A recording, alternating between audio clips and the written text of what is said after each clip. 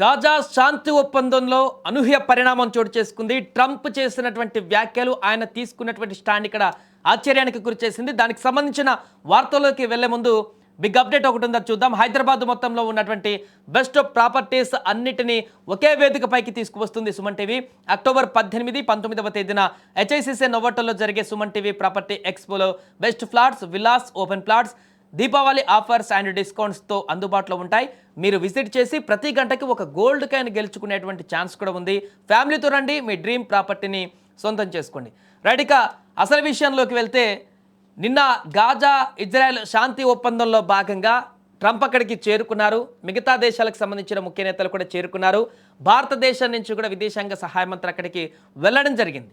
అయితే ఈ సందర్భంగా అక్కడ అమెరికా అధ్యక్షుడు ట్రంప్ మాట్లాడినటువంటి మాటలు ఇప్పుడు వైరల్గా మారాయి, సంచలనంగా మారాయి. ఎప్పుడూ లేనిది, అంటే గత కొన్ని రోజుల నుంచి భారత్తో వైరం పెట్టుకుంటున్నటువంటి అమెరికా అధ్యక్షుడు డొనాల్డ్ ట్రంప్ మొదటిసారిగా పాజిటివ్గా స్పందించి మోదీని పొగడ్తలతో ముంచెత్తడమే కాకుండా భారత్తో ఉన్నటువంటి స్నేహాన్ని ప్రస్తావిస్తూ అక్కడ చేసినటువంటి వ్యాఖ్యలు ఒక్కసారిగా అందరినీ ఆశ్చర్యానికి గురి చేశాయి. దానికి సంబంధించి సరే, దాంట్లో వెనుక ఉన్నటువంటి కోణం ఏంటనేది తర్వాత మాట్లాడుకుంటే, ఎందుకు భారత్తో వైరం అనుకున్నారో, దాంతో లేకుంటే భారత్తో పెట్టుకుంటే ఇబ్బందికరమైన పరిస్థితులు అనుకున్నారో ఏంటో, కానీ ట్రంప్ మనసు కొంత మారినట్టుగా కనిపించింది. ప్రధాని మోదీతో కానీ భారత్తో కానీ ఎందుకులే అని చెప్పేసి. కానీ ఇక్కడ మరొక అంశం ఏంటంటే, ప్రధాని మోదీ గురించి మాట్లాడుతున్న సందర్భంలో అమెరికా అధ్యక్షుడు ట్రంప్ అక్కడ పొగడ్తల వర్షం కురిపిస్తున్న సందర్భంలో అతని వెనకాలే, అమెరికా అధ్యక్షుడి వెనకాలే పాక్ ప్రధాని కూడా ఉండడం జరిగింది. అంతేకాదు, పాక్ ప్రధానిని పిలిచి ప్రధాని మోదీ గురించి మాట్లాడేటప్పుడు, భారతదేశం గురించి మాట్లాడేటప్పుడు అంతే కదా అన్నట్టుగా పాకిస్తాన్ ప్రధానిని కూడా ఇన్వాల్వ్ చేసి మాట్లాడినటువంటి తీరు ఒక్కసారిగా అక్కడ అందరిని ఆశ్చర్యానికి గురి చేసింది. అంతేకాదు, పాక్ ప్రధాని ముఖం అయితే బక్కచిక్కిపోయింది, మొత్తానికి మాడిపోయిందని చెప్పవచ్చు. ఒకసారి ఆ బయట చూసిన తర్వాత మనం మాట్లాడదాం.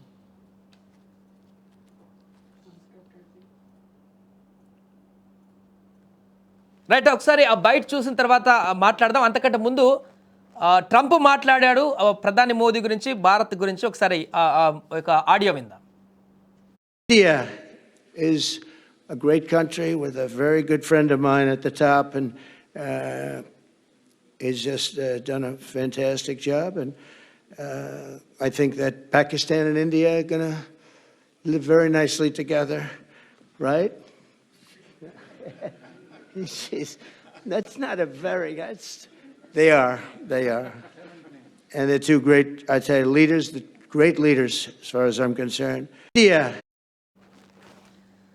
సో అది అక్కడ ఇద్దరు దేశాల అధినేతల గురించి మాట్లాడుతూ ప్రధాని మోదీ ప్రస్తావన వచ్చినప్పుడు వెనక్కి తిరిగి షహబాజ్ షరీఫ్ని గురించి అంతే కదా అన్నట్టుగా ట్రంప్ చేసినటువంటి ఆ వ్యాఖ్య ఒకసారిగా ఎన్నుకున్నటువంటి పాక్ ప్రధానిని షాక్కి గురి చేసిందని చెప్పొచ్చు. మిగతా పక్కనున్న వాళ్ళకు కూడా అర్థం కాలేదు ఏంటనేది. కాసేపు అప్పుడు ఏం చెప్పాలని అర్థం కాక అక్కడ పాక్ ప్రధాని మొహాన్ని మనం చూడొచ్చు.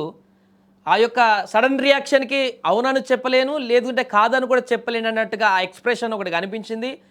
ఇదేంటి ఆల్ ఆఫ్ సడన్గా ఇలా నా మీదకి తోశాడు మోదీ పేరుని తీసుకొచ్చి అన్నట్టుగా ఇంకొక ఎక్స్ప్రెషన్ కనిపించింది ఆ గ్యాప్లోనే, ఆ క్షణాలలోనే. ఏదేమైనా కూడా ఈ ఊహించని పరిణామంతో ఒక్కసారిగా షాక్కు గురైనటువంటి పాక్ ప్రధాని ఒప్పుకోవాల్సిందే అన్నట్టుగానే ట్రంప్ చేసిన వ్యాఖ్యలను సమర్థించారు. దీంతో ప్రధాని మోదీని పొగడ్తల వర్షం కురిపించినటువంటి డొనాల్డ్ ట్రంప్కి పాక్ ప్రధాని కూడా అదే రకమైనటువంటి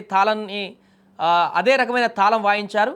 వారితో పాటే నడిచినట్టుగా మనకు కనిపించింది. దీంతో ఎన్ని ప్రగల్భాలు పలికినా, బ్యాక్ ఎండ్లో ఎన్ని ప్రగల్భాలు పలికినా, ఎన్ని అబద్ధాలు చెప్పిన పాకిస్తాన్లోకి వెళ్ళి, లేకుంటే ఎన్ని తప్పిదాలు మాట్లాడిన టీవీ షోలలో, ఇలాంటి వేదికలు వచ్చేసరికి అక్కడ పెద్ద పెద్ద అధ్యక్షులు ఉన్నప్పుడు మాత్రం ఖచ్చితంగా పాక్ సరెండర్ కావాల్సిందే. పాకిస్తాన్ అక్కడ పూర్తి స్థాయిలో అబద్ధాలు చెప్పడానికి కానీ, లేదంటే మాటలు మాట్లాడడానికి కానీ, కయ్యం దువ్వడానికి కానీ అంత సాహసం చేయలేదు, అంత ధైర్యం లేదు, అంత శక్తి లేదు అనేటువంటి విషయం మరొకసారి రుజువైంది, మనకు కనిపించింది కూడా.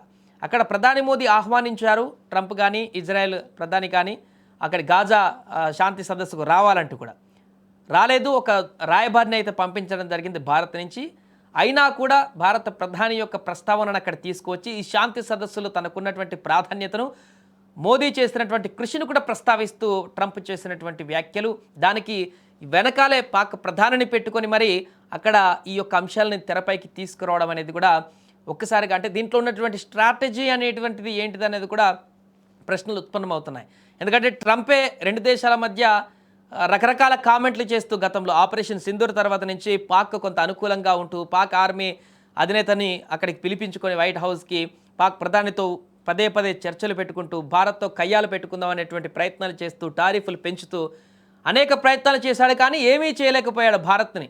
లాస్ట్కి సొంత దేశంలో ఉన్నటువంటి సభ్యులే తీవ్ర ఆందోళన వ్యక్తం చేస్తూ తిరగబడుతున్నటువంటి ఒక ఆందోళన ఏర్పడుతుందేమో అనేటువంటి భయాందోళనతోనో లేకుంటే ఏదేమో కానీ కళ్ళు తెరిచి ఇప్పుడు భారత్కి మరలా స్నేహహస్తాన్ని స్నేహ గీతాన్ని పాడుతున్నటువంటి పరిస్థితి ట్రంప్ నుంచి మనకు కనిపిస్తుంది.